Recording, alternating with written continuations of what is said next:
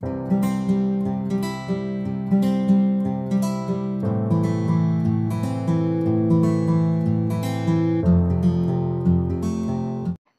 বন্ধু বান্ধৱীসকল, জিৰাগীতিলৈ আপোনালোকক স্বাগতম। আমি ক্ৰমাগতভাৱে ৰাজনীতি বিজ্ঞানৰ পাঠটো আলোচনা কৰি আছোঁ। বৰ্তমান আমি ভাৰতৰ সংবিধানখনৰ বিষয়ে আলোচনা কৰি আছোঁ। প্ৰথম খণ্ড বা পাৰ্ট 1টো আলোচনা কৰিলোঁ। পাৰ্ট 1ত বিশেষকৈ 1ৰ পৰা 4লৈ অনুচ্ছেদসমূহ আছিলে। অনুচ্ছেদ 1ত কোৱা হৈছে যে ভাৰত ৰাজ্যসমূহৰ সংঘ, অৰ্থাৎ ভাৰতৰ সকলো ৰাজ্য ভাৰতৰ অংশ। ইচ্ছা কৰিলে কোনোবা এখন ৰাজ্য ইয়াৰ পৰা ওলাই যাব নোৱাৰে। তাৰ পাছত আহিলে অনুচ্ছেদ 2। অনুচ্ছেদ 2 অনুসৰি কোৱা হৈছে যে কোনো যদি বিদেশী ৰাজ্যই ভাৰতৰ লগত লগ লাগিব বিচাৰে তেতিয়া অতি সহজে ইয়াত লগ লগাই দিব পাৰি আৰু ইয়াত ৰাষ্ট্ৰপতিয়ে বিৰোধ কৰিব নোৱাৰে। ঠিক সেইদৰে আৰ্টিকল 3ত কোৱা হৈছে যে বৰ্তমান যিবিলাক ৰাজ্য আছে সেই ৰাজ্যবিলাকক সংসদে পৰিৱৰ্তন কৰিব পাৰে, তেওঁলোকৰ সীমা সংসদে নিৰ্ধাৰণ কৰিব পাৰে। ইয়াৰ উপৰিও ৰাজ্যসমূহৰ নাম বা এখন ৰাজ্যৰ লগত অন্য এখন ৰাজ্য লগ লগাব পাৰে। তাৰ পাছত আহিলে অনুচ্ছেদ 4। অনুচ্ছেদ 4ত কোৱা হৈছে যে যেতিয়া সংসদে 2 আৰু 3 প্ৰয়োগ কৰে তেতিয়া ৰাষ্ট্ৰপতিও ইয়াত হস্তক্ষেপ কৰিব নোৱাৰে। ঠিক আছে, এতিয়া আমি আজি আলোচনা কৰিম নাগৰিকত্ব বা চিটিজেনশ্বিপ। ই ভাৰতৰ সংবিধানৰ 2য় খণ্ড আৰু আৰ্টিকল 5ৰ পৰা 11লৈকে আছে। এইকেইটা মনত ৰাখিবলগীয়া কথা। চিটিজেনশ্বিপ ক'ত আছে? 2য় খণ্ডত আছে আৰু অনুচ্ছেদ 5ৰ পৰা 11লৈ আছে। আমাৰ ভাৰতীয় সংবিধানে আমাৰ ভাৰতীয় লোকসকলৰ বাবে একক নাগৰিকত্ব ব্যৱস্থা কৰিছে। একক নাগৰিকত্ব কি হয়? আমি সকলো ভাৰতৰ নাগৰিক। কোনোবা এজন লোক যদি গুজৰাট, তামিলনাডু, কেৰেলা, অসম, মণিপুৰ, মেঘালয় য'তে নাথাকক, ভাৰতৰ যি জেগাতেই নাথাকক, তেওঁলোকৰ কাৰণে অকল ভাৰতীয় নাগৰিকত্ব প্ৰদান কৰা হয়। আমাৰ এই যিবিলাক ৰাজ্য আছে, যি 28খন ৰাজ্য আছে, সেই 28খন ৰাজ্যৰ বাবে পৃথকে পৃথকে নাগৰিকত্ব লাভ কৰিব নোৱাৰে। এতিয়া কিন্তু আমেৰিকাত কি হয়? আমেৰিকাৰ লোকসকলে আমেৰিকাৰ নাগৰিকত্বও লাভ কৰে আৰু যিখন ৰাজ্যত বাস কৰে সেই ৰাজ্যখনৰো নাগৰিকত্ব লাভ কৰে। সেইকাৰণে সেই ব্যৱস্থাটোক দ্বি নাগৰিকত্ব ব্যৱস্থা বুলি কয়। আৰু আমাৰ ভাৰতৰ যিটো নাগৰিকত্ব ব্যৱস্থা, মানে আমাৰ ভাৰতখনৰ কাৰণে অকল ভাৰতীয় নাগৰিকত্ব লাভ কৰা ব্যৱস্থাটোকে কোৱা হয় একক নাগৰিকত্ব। সেই ধাৰণাটো বা একক নাগৰিকত্বৰ ধাৰণাটো আমাৰ ভাৰতীয় সংবিধানে ব্ৰিটেইনৰ সংবিধানৰ পৰা লৈছে। এইবিলাক সকলোবিলাক ইম্পৰ্টেণ্ট হয় দেই, আপোনালোকে এইখিনি চাব। ভাৰতৰ নাগৰিকত্ব, একক নাগৰিকত্ব, নাগৰিকত্বৰ কথা ক'ত উল্লেখ আছে? 2য় খণ্ডত উল্লেখ আছে আৰু অনুচ্ছেদ 5ৰ পৰা 11লৈকে উল্লেখ আছে। একক নাগৰিকত্বৰ কিছুমান সুবিধাও থাকে। কেনেকুৱা হয়? যদি আমি অসমত আছোঁ ন, আমি যদি গুজৰাটত মাটি বাৰী লৈ ঘৰ বনাব লাগে, আমি তাতো আৰামত ঘৰ বনাব পাৰিম। তাৰ কাৰণে কোনো বিশেষ ব্যৱস্থা ল'ব নালাগে। কিন্তু যেতিয়া দ্বি নাগৰিকত্ব হয় ন, আমি সেই ৰাজ্যখনৰ নাগৰিকত্বও ত্যাগ কৰিব লাগিব, গৈ পেলাই আকৌ সেই নতুন ৰাজ্যখনৰ নাগৰিকত্ব ল'ব লাগিব, তেতিয়াহে আমি তাত থাকিব পাৰিম। আমি এতিয়া যে কৈ আছোঁ নাগৰিকত্ব আমাক লাগে বা দেশখনে আমাক একক নাগৰিকত্ব দিছে, আমেৰিকাত দ্বি নাগৰিকত্ব আছে, আমি এতিয়া জানিব লাগিব ন নাগৰিকত্ব মানে কি। নাগৰিকত্ব হৈছে কিছুমান সুবিধা যিবিলাক আমাক দেশে ফ্ৰীকে দিয়ে। তাৰ কাৰণে নাগৰিকত্ব পাবৰ কাৰণে আমি কোনো ধৰণৰ পইচা পাতি দি নাগৰিকত্ব ল'ব নালাগে। সেইবিলাক আমি যেতিয়া দেশখনত জন্ম হোৱাৰ লগে লগে আমি নাগৰিকত্ব লাভ কৰোঁ। ঠিক আছে, এতিয়া আমি এনেকৈও বুজিব পাৰোঁ, আমি যেতিয়া ঘৰখনত জন্ম হ'লোঁ ন, আমি যিখন ঘৰত জন্ম হওঁ সেইখন ঘৰৰ পৰা আমি কিছুমান সুবিধা পাওঁ নাই? যেনে ধৰক আমি ঘৰখনত নিজৰ কথাবোৰ ক'ব পাৰোঁ। আমি মা দেউতাক বা আমাৰ ভাই ভনীক আমাৰ নিজৰ কথাবিলাক ক'ব পাৰোঁ। আমি ঘৰখনৰ প্ৰত্যেকটো ৰুমলৈ যাব পাৰোঁ বা মন বেয়া লাগিলে আমাক বুজাই বঢ়াই ভাত খুৱাই বা আদৰ যত্ন লয়। ঠিক তেনেদৰে আমাৰ যেতিয়া দেশ এখনত জন্ম হওঁ, সেই জন্ম হোৱাৰ লগে লগে ফ্ৰীতে আমাক কিছুমান সুবিধা দিয়ে। যেনে ভোট দিয়াৰ অধিকাৰ, বিৰোধ প্ৰদৰ্শন কৰাৰ অধিকাৰ, মৰ্যাদাপূৰ্ণভাৱে কথা কোৱাৰ অধিকাৰ, নিজ ইচ্ছামতে মাটি সম্পত্তি কিনাৰ অধিকাৰ। এক কথাত ক'বলৈ হ'লে নাগৰিকত্ব হৈছে কিছুমান সুবিধা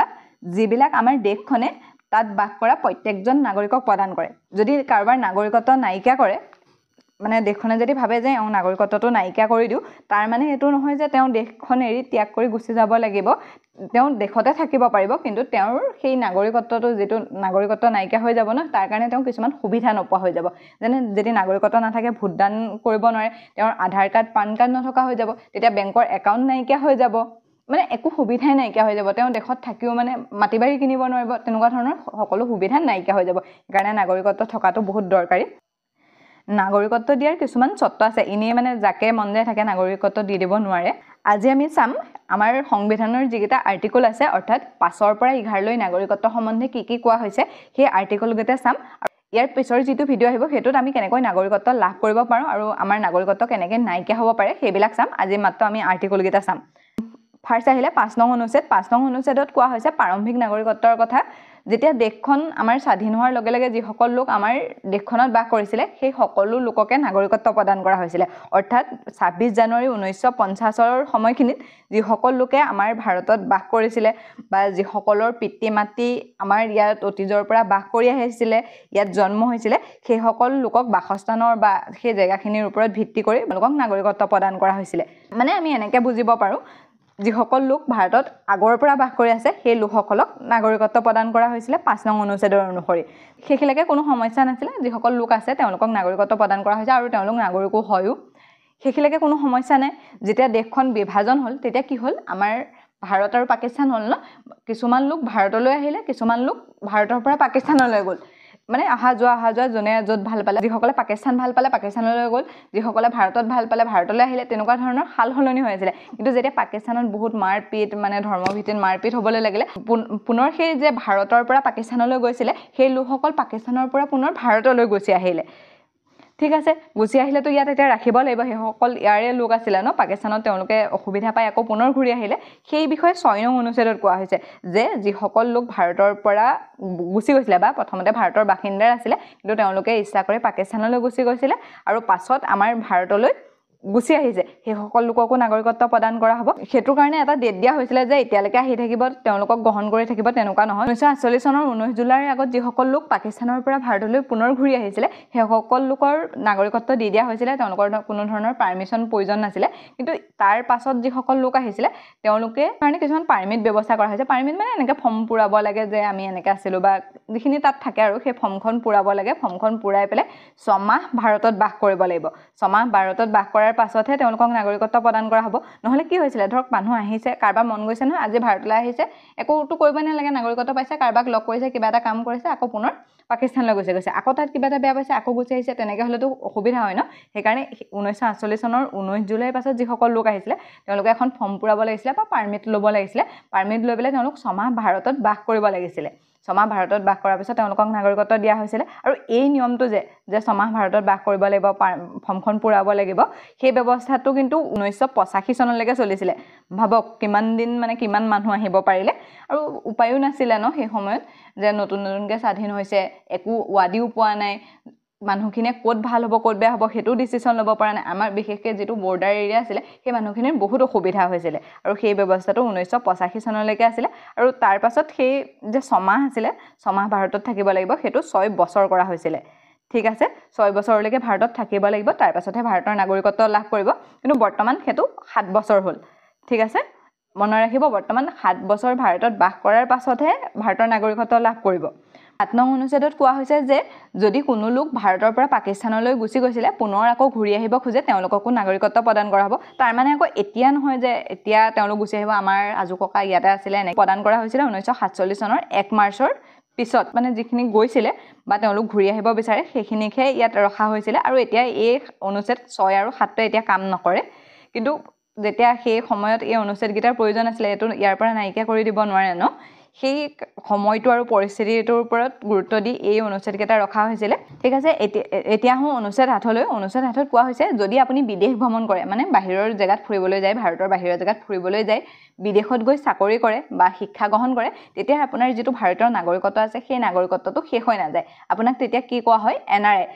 এনেকুৱা নহয় যে আপুনি বিদেশত ফুৰিবলৈ গ'ল 10 দিন থাকিলে গুচি আহিলে তেতিয়া আপোনাক এনআৰআই নকয় যদি আপুনি তাত 6 মাহতকৈ বেছি সময় থাকে বাহিৰৰ দেশত 6 মাহতকৈ বেছি সময় থাকে তেতিয়া আপোনাক এনআৰআই বুলি কোৱা হয় এনআৰআই মানে প্ৰবাসী ভাৰতীয় বা নন ৰেসিডেন্স অফ ইন্ডিয়া ইণ্ডিয়াৰ নাগৰিক কিন্তু ইণ্ডিয়াৰ বাহিৰত বাস কৰে তেওঁলোকে ভাৰতক বহুত সহায়ও কৰে দেই যিসকল লোক এনআৰআই হয় তেওঁলোকৰ ভাৰতৰ কাৰণে বহুত অৱদান আছে যেতিয়া 1998 চনত পৰমাণু পৰীক্ষা কৰা হৈছিল তেতিয়া আমেৰিকাই ভাৰতৰ ওপৰত প্ৰতিবন্ধকতা লগাইছিল ন সেই সময়খিনিত আমাৰ এই যিসকল এনআৰআই আছিল বা প্ৰবাসী ভাৰতীয় আছিল সেই প্ৰবাসী ভাৰতীয়সকলে বহুত সহায় কৰিছিল ইয়ালে মানে পইচা পঠিয়াইছিল তো এটা ডাঙৰ কাহিনী আছে কেতিয়াবা আমি যেতিয়া এনআৰআই পঢ়িম বা এনআৰআই সকলৰ বিষয়ে ডিটেইলছত পঢ়িম তেতিয়া আমি সেইবিলাকৰ বিষয়ে চাম আৰু আমি সকলোৱে নিশ্চয় জানোৱেই 9 জানুৱাৰী 1915 চনত যেতিয়া মহাত্মা গান্ধী আফ্ৰিকাৰ পৰা ভাৰতলৈ ঘূৰি আহিছিল সেই দিনটোক আমি এনআৰআই দিৱস বা প্ৰবাসী ভাৰতীয় দিৱস হিচাপে পালন কৰো হেতু মনত ৰাখিব 9 জানুৱাৰী দিনটো আমি প্ৰবাসী ভাৰতীয় দিৱস হিচাপে পালন কৰো ওকে এতিয়া এই 8 নং অনুচ্ছেদত কোৱা হৈছে যে যদি আপুনি বাহিৰত গৈ থাকেগে আপোনাৰ ধৰক কোনো ধৰণৰ আপুনি বাহিৰৰ দেশৰ নাগৰিকত্ব লোৱা নাই তেতিয়া আপোনাৰ ইয়াৰ নাগৰিকত্বটো গুচি নাযায় আপুনি তেতিয়ালৈকে ভাৰতীয় নাগৰিকেই হৈ থাকিব তাৰপিছত আহিলে অনুচ্ছেদ 9 অনুচ্ছেদ 9ত কোৱা হৈছে যদি কোনোবা এজন ভাৰতীয় লোকে গৈ বিদেশত থাকিলে বিদেশৰ নাগৰিকত্ব ল'লে বা মানে ধৰক আমেৰিকাতে আছে নহয় আমেৰিকাৰ নাগৰিকত্ব নিজে লৈ ল'লে আপোনাৰ ভাৰতৰ নাগৰিকত্বটো নাইকিয়া হৈ যাব কিন্তু ফুৰিবলৈ গ'লে বা তাত গৈ চাকৰি কৰি থাকিলে কোনো ধৰণৰ প্ৰব্লেম নাহে ভাৰতীয় নাগৰিকত্ব নাইকিয়া কৰি নিদিয়ে কিন্তু যদি আপুনি সেই দেশখনত যিখন দেশত গৈ পেলাই আপুনি আছেগে সেই দেশখনৰ নাগৰিকত্ব যদি লৈ লয় তেতিয়া আপোনাৰ ভাৰতীয় নাগৰিকত্বটো নাইকিয়া কৰি দিব 10 নং আৰ্টিকলত কোৱা হৈছে ভাৰতৰ নাগৰিকসকলৰ কাৰণে নাগৰিকত্বটো সুনিশ্চিত কৰিছে যে কোনোৱে কাৰোবাৰ নাগৰিকত্বটো কাঢ়ি ল'ব নোৱাৰে যেতিয়ালৈকে সেই লোকজনে দেশৰ বিৰোধী কাম নকৰে বা পাগল নহয় দেউলিয়া নহয় সেই তেতিয়ালৈকে নাগৰিকত্বটো বাচি থাকিব আৰু এনেকুৱা কথা দেশ বিৰোধী কাম মানে দেশৰ বিৰুদ্ধে যদি মানে বেয়া কাম কৰে বা দেশ বিৰোধী কাম কৰে তেতিয়া নাগৰিকত্বটো চৰকাৰে কাঢ়ি ল'ব পাৰে আৰু যদি পাগল হয় পাগল লোক এজনকতো আধাৰ কাৰ্ড পান কাৰ্ড এইবিলাক জানো প্ৰয়োজন আছে বা তেওঁ কিছুমান সুবিধাৰ প্ৰয়োজন আছে তেওঁতো থাকিলেও সেইবিলাক যদি সুবিধা দিয়ে সেইবিলাক তেওঁ ইউজ কৰিব নোৱাৰে আৰু দেউলিয়া মানে কি হয় যদি কোনোবা লোক এজনে বহুত বেছি ঋণ লৈ পেলাই তেওঁ সেইখিনি মাৰিব নোৱাৰা হৈ যায় তেওঁ অৱস্থা বেয়া হৈ যায় যদি তেওঁৰ হাতত সেই সময়ত নাগৰিকত্বটো থাকে ন তেতিয়া তেওঁ মানে আধাৰ কাৰ্ড পান কাৰ্ড থাকিব তেওঁ বেংকৰ একাউণ্ট থাকিব তেওঁ সুবিধা পালে মানে ভাৰতৰ পৰা পলাই গুচি যাব তেনেকুৱা দেউলিয়া লোক হ'লে নাগৰিকত্বটো নাইকিয়া কৰিব পাৰে কিন্তু তাৰ অবিহনে নাগৰিকত্বটো কোনো নাইকিয়া কৰিব নোৱাৰে নহ'লে যদি এনেকুৱা হ'লহেঁতেন যদি কাৰোবাৰ নাগৰিকত্বটো নাইকিয়া কৰিব পাৰিলেহেঁতেন ন আমাৰ শাসনত থকা দলসমূহে যিখিনি বিৰোধী দল আছিলে ন সেই বিৰোধী দলৰ লোকসকলৰ নাগৰিকত্ব নাইকিয়া কৰি দিলেহেঁতেন তেতিয়াতো তেওঁ ইলেকশ্যনতো উঠিব নোৱাৰিলেহেঁতেন শাসনত থকা লোকসকলে বিৰোধী দলৰ লোকসকলৰ নাগৰিকত্ব নাইকিয়া কৰিব তেনেকুৱা নহয় কিন্তু মই জাষ্ট মানে উদাহৰণটো এইটো দিছোঁ যে কাৰোবাৰ হাতত যদি পাৱাৰটো থাকে ন সেই পাৱাৰটো থাকিলে তেওঁতো কাৰোবাৰ পৰা লৈ ল'ব পাৰিব নাগৰিকত্বটো তেওঁৰ অধিকাৰটো নাইকিয়া কৰি দিব পাৰিব সেইটো কাৰণে ভাৰতীয় সংবিধানৰ 10 নং আৰ্টিকলত কোৱা হৈছে যে কোনো কাৰো নাগৰিকত্ব কাঢ়ি ল'ব নোৱাৰে মানে ভাৰতৰ নাগৰিকত্বটো সুনিশ্চিত কৰিছে 11 নং অনুচ্ছেদত কোৱা হৈছে যে নাগৰিকতা সম্বন্ধীয় যিকোনো আইন সংসদৰ দ্বাৰা পাছ হ'ব লাগিব আৰু যিখন নাগৰিকতা সম্বন্ধীয় আইন আহিব সেইখনৰ ৰূপৰেখাটো গৃহ মন্ত্ৰালয়ে তৈয়াৰ কৰিব লাগিব মানে এইটো বহুত কঠোৰ হয় নাগৰিকতা নাইকিয়া কৰা নাগৰিকতা দিয়া যেতিয়া আমাৰ সংবিধানখন ৰচনা কৰা হৈছিলে তেতিয়া নাগৰিকতাৰ সম্বন্ধে বিশেষ কোনো ধৰণৰ ব্যৱস্থা নাছিলে ধৰক তেতিয়া এনেকুৱা আছিলে যিসকল ভাৰতৰ লোক আছে তেওঁলোকক নাগৰিকত্ব দিয়া হৈছে বা বাহিৰৰ আমাৰ বিভাজন হতে তাৰ পৰা পাকিস্তানৰ পৰা ভাৰতলৈ অহা ভাৰতৰ পৰা পাকিস্তানলৈ যোৱা বা আকৌ পুনৰ ঘূৰি অহা তেওঁলোকক নাগৰিকত্ব দিয়া হৈছে এনেকুৱা নাছিলে ন তেতিয়া বাহিৰৰ পৰা কোনোবা আহিব নাগৰিকত্ব ল'ব তেনেকুৱা ধৰণৰ কোনো কথা নাছিলে যেতিয়া শৰণাৰ্থীসকল ভাৰতলৈ বেছিকৈ আহিবলৈ ল'লে তেতিয়া নাগৰিকত্ব আইনৰ প্ৰয়োজন হ'ল আৰু পোনপ্ৰথমবাৰৰ বাবে 1955 চনত এখন নাগৰিকত্ব আইন আহিছিলে যিখনক চিটিজেনশ্বিপ এমেণ্ডমেণ্ট বিল বুলি কোৱা হয় আৰু সেইখন কেইবাবাৰো সংশোধন কৰা হৈছে এতিয়ালৈকে 5বাৰ মান সংশোধন কৰা হ'ল ফাৰ্ষ্ট আহিছিলে 1955ত তাৰপাছত সংশোধন কৰা হ'ল 1986 চনত 1986 চনত যিটো মানে জন্মৰ অধীনত নাগৰিকত্ব পোৱাৰ কথা কৈছিলে সেইটো মানে এনেকুৱা আছিলে যে ভাৰতত জন্ম হ'লেই নাগৰিকত্ব পাব কিন্তু 1986 চনত কোৱা হ'ল যে জন্মৰ আধাৰত নাগৰিকত্ব পোৱাটো পাব কিন্তু তেওঁৰ মাক বা দেউতাক কোনোবা এজন ভাৰতৰ হ'ব লাগিব মানে বাহিৰৰ কোনোবা এজন আহি ইয়াত জন্ম হ'লেই নাগৰিকত্ব নাপায় তাৰপাছত সংশোধন হৈছিলে 1992 চনত এটো সেকেন্ড এমেণ্ডমেণ্ট হৈছিলে তাৰপাছত 2003 চনত তাৰপাছত 2005 চনত আৰু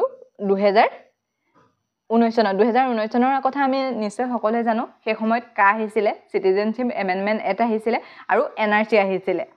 সেই 19 চনত যেটো সংশোধন কৰিছিলে তাৰপাছতে আমি এনআৰচিৰ কাম কৰিবলগীয়া হৈছিলে বা সেইখনক চিটিজেনশ্বিপ এমেণ্ডমেণ্ট এক্ট বুলি কোৱা হৈছিলে মনত ৰাখিব ফাৰ্ষ্ট নাগৰিকত্ব সম্বন্ধীয় আইনখন আহিছিলে 1955 চনত তাৰপাছত প্ৰথম সংশোধন কৰা হৈছিলে 1986 চনত দ্বিতীয় সংশোধন কৰা হৈছিলে 1992 তৃতীয় 2003 চতুৰ্থ 2005 আৰু পঞ্চমটো সংশোধন হৈছিলে 2019 আৰু এটো সংশোধন কৰি থকাটো বহুত দৰকাৰো হয় নহলে কোনো লোকে মানে এতিয়া আমাৰ ভাৰতৰ জনসংখ্যা কিমান বেছি হৈ গৈছে তাৰ মাজতে যদি আৰু বেলেগ লোক আহি যায় তেতিয়া দিগদাৰ হ'ব ন এইখিনিতে আমি এটা বস্তু চাই লওঁ আমি এনআৰআই কথা পাইছো বা প্ৰবাসী ভাৰতীয়সকলৰ কথা পাইছো কি হয় যিসকল লোকে মানে আৰ্থিকভাৱে বেছি স্বাৱলম্বী হয় বা তেওঁলোকৰ বহুত টকা পইচা হৈ যায় তেনেকুৱা কিছুমান আমাৰ ভাৰতীয় লোক গৈ পেলাই বাহিৰলৈ গুচি যায় তেওঁলোকে আমাৰ ভাৰতীয় নাগৰিকত্ব ত্যাগ কৰি পেলাই বেলেগ দেশৰ নাগৰিকত্ব লয় ধৰক তাত বিজনেছৰ সুবিধা আছে তেওঁলোকে কাম কৰিবৰ কাৰণে সুবিধা পাইছে সেইকাৰণে আমাৰ ভাৰতীয় নাগৰিকত্ব ত্যাগ কৰে কিন্তু তেওঁ বহুত ডাঙৰ কাম কৰি আছে এনেকুৱা ধৰণৰ কাম কৰি আছে যিবিলাকৰ তেওঁলোকক অৰ্থনৈতিকভাৱে সেই দেশখনক স্বাৱলম্বী কৰিছে লোকসকলক আমাৰ ভাৰতীয় চৰকাৰে কিছুমান ব্যৱস্থা দিছে ধৰক আমি পাই আহিছো ন যেতিয়া এখন দেশৰ পৰা গৈ অন্য এখন দেশৰ নাগৰিকত্ব লয় তেতিয়া সেই দেশখনৰ নাগৰিকত্ব নাইকিয়া হৈ যায় মানে আমাৰ ভাৰতৰ পৰা গৈ যদি আমেৰিকাৰ নাগৰিকত্ব লয় তেতিয়াহ'লে ভাৰতৰ নাগৰিকত্ব শেষ হৈ যাব কিন্তু এনেকুৱা কিছুমান মানুহ আছে যিসকলে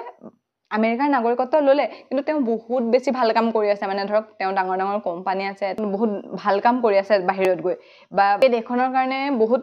বিশেষ তেওঁ অৱদান আগবঢ়াইছে সেই লোকসকলক ভাৰতে মানে এৰি দিবলৈ মন নকৰে তেওঁলোকৰ কাৰণে কিছুমান বিশেষ ব্যৱস্থা ৰাখিছে লোকসকলৰ কাৰণে মানে এখন সমিতি গঠন কৰা হৈছিলে যে তেওঁলোকক কিবা ব্যৱস্থা কৰি ঘূৰাই আনিব পাৰিনি বা আমাৰ ভাৰতৰ নাগৰিকত্ব দিব পাৰিনি তাৰ কাৰণে এখন সমিতি গঠন কৰা হৈছিলে লক্ষীমন চিন্ধিবি সমিতি সেই সমিতিখনে এটা